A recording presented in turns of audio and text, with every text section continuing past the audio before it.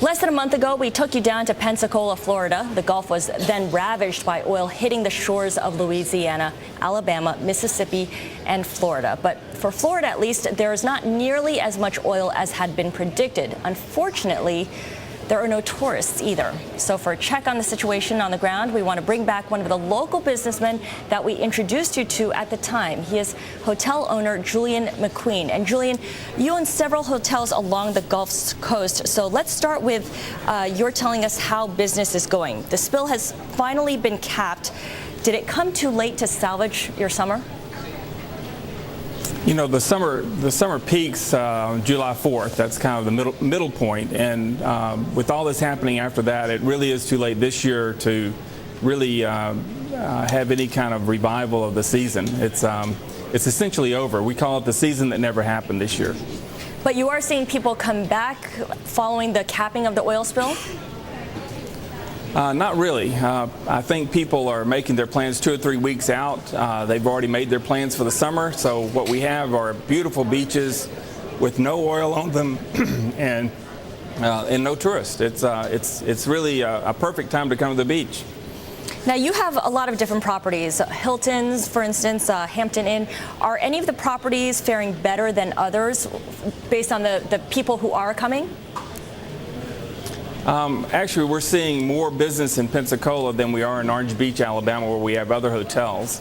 And we're also seeing people come to our full-service Hilton more readily than the other hotels. And we think that's because there are more businessmen and women that are coming to our Hilton full-service hotel than tourists coming to the other hotels.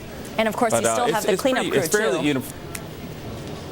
Well, the cleanup crew really has been, I think they started laying a lot of those people off. We don't see nearly as many cleanup people on the beach because this really has not been an incident for quite a while.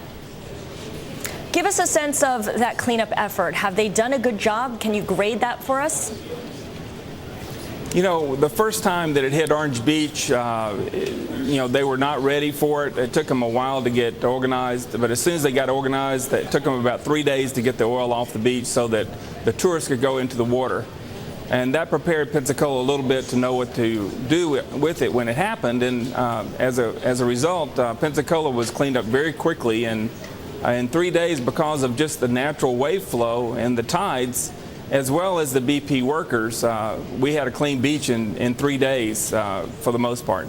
Okay, so the challenge then is to inform the public about the fact that the beaches are clean. What are you doing to that end to let people know that it's safe to come back? Well, BP gave a lot of money to the state of Alabama and to Florida to start advertising our beaches and what's good about our beaches, even with the oil there. That next wave of money, another $700,000 in Pensacola area, is coming out this month.